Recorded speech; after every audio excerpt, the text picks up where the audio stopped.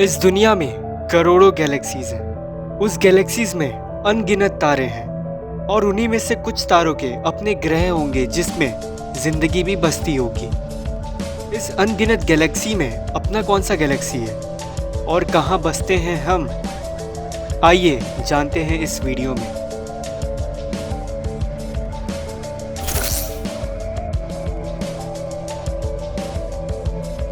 दोस्तों, ये जो आपके स्क्रीन के सामने है इसे वर्गो सुपर क्लस्टर कहते हैं, जिसमें आपको कई सारे गैलेक्सीज दिखेंगे, कोई छोटे और कुछ बड़े, जैसे कि वर्गो क्लस्टर और लोकल ग्रुप।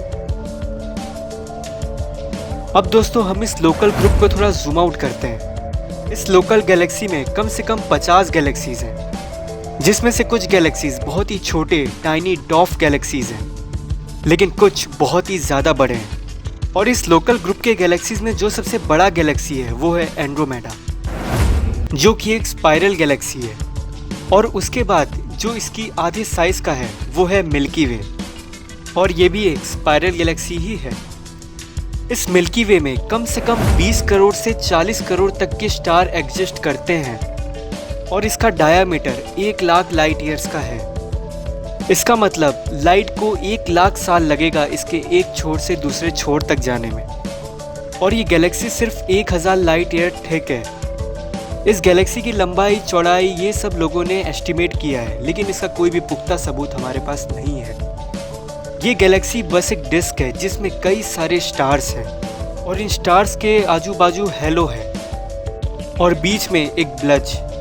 सीधे शब्दों में बोला जाए तो एक बहुत ही ज़्यादा बड़ा ब्लैक होल। इस मिल्की वे में 15% विजिबल मास है, जिसमें से गैस और डस्ट पूरी तरह से घेरे हुए हैं तारों को। इनमें से कुछ स्टार्स ग्रुप बनाते हैं जिसको ओपन क्लस्टर कहते हैं, जैसे कि प्लियाडीज, जिसमें से कुछ 100 तारे एक दूसरे के काफ़ी करीब हैं। कई सारे तारे तो गैलेक्सी के बाहर हैं, जिन्हें ग्लोब्यूलर क्लस्टर कहते हैं। और इसमें भी लाखों तारे होते हैं जो आपस में काफ़ी छोटे छोटे करके स्पेरिकल डेंस कलेक्शन बनाते हैं, जो बहुत ही ज़्यादा घने होते हैं। इस मिल्की वे के अपने कुछ सैटेलाइट भी हैं, जो खुद भी एक छोटे गैलेक्सी के फॉर्म में होते हैं, और ये मिल्की वे का चक्कर लगाते हैं। कुछ का अगर नाम बताऊं तो छोटा मैजेलेनिक क्लाउड और बड़ा मैजेलेनिक क्लाउड। ये मिल्की वे से करीब 10 गुना छोटे हैं। इन छोटे सैटेलाइट गैलेक्सीज को हम लोग अपनी धरती के सदर्न हेमिस्फीयर से देख सकते हैं। ये छोटे सैटेलाइट गैलेक्सीज जो हैं, ये हमारी मिल्की वे से लगातार इंटरैक्ट करते रहते हैं, जिसमें कई सारा मैटर आपस में एक्सचेंज होता रहता है, जैसे हमारी धरती और चांद में होता है। एंड्रोमेडा और मिल्की वे की जो ग्रेविटी है वो दोनों को आपस में खींच रही है, और ये करीब 40 करोड़ साल बाद आपस में टकरा जाएंगे। ऐसा कहा जाता है जब मिल्की वे और एंड्रोमेडा आपस में टकराएंगे तब कई करोड़ों साल तक हमारी आसमान में लाइट शो चलेगा, स्टार शो चलेगा, जो बहुत ही ज़्यादा सुंदर नज़ारा होगा।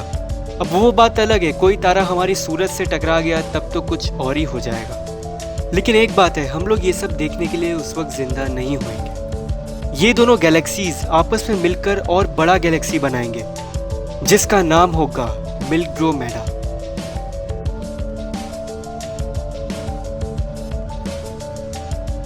तो आखिर ये मिल्की वे बना कैसे है, हम लोग इसके बारे में क्या जानते हैं? वैसे ये जिस तरह से घूमता है उसके हिसाब से हमें कुछ इन्फॉर्मेशन मिलती है। जो स्टार्स इस गैलेक्सी के बिल्कुल कॉर्नर में है, उनकी स्पीड 220 किलोमीटर पर सेकेंड होती है, और ये करीब 25 करोड़ साल लगाते हैं एक चक्कर लगाने में। ये स्पीड आपको बहुत ज़्यादा लग सकती है, लेकिन कॉस्मिक स्केल में ये बहुत ही कम स्पीड है। और जो स्टार सेंटर के बहुत पास है उनकी स्पीड भी बहुत ज़्यादा होती है, वो ज़्यादा तेज़ ऑर्बिट करते हैं। दोस्तों, ऐसे ही एक स्पाइरल गैलेक्सी बनती है। अभी दोस्तों जो आप स्क्रीन में देख रहे हैं, ये कुछ गैलेक्सीज के स्पाइरल फॉर्मेशन की फोटोज हैं। और ये जो हमारा मिल्की वे है, ये करीब 13.5 बिलियन साल पहले बना होगा, बिग बैंग के ठीक 1 बिलियन साल बाद। और इसमें जो छोटे छोटे डस्ट और गैस के पार्टिकल हैं, वो हर पल नए तारे बनाने में लगे रहते हैं, और करीब 3 से 5 तारे हर साल बनते हैं, और कई सारे तारे नष्ट भी होते हैं। दोस्तों, हमारा ये ब्रह्मांड अनंत है, इसकी कोई सीमा नहीं है। हम लोग तो अभी तक ये नहीं जानते कि हमारा सूरज कौन से बड़े सूरज का चक्कर लगाता है और वो बड़ा सूरज किसी और बड़े सूरज का चक्कर लगाते हैं और ये आपस में मिलकर एक मिल्की वे फॉर्म करते हैं। दोस्तों, आपका इसमें क्या विचार है? क्या हमें एलियंस इसी गैलेक्सी में मिलेंगे?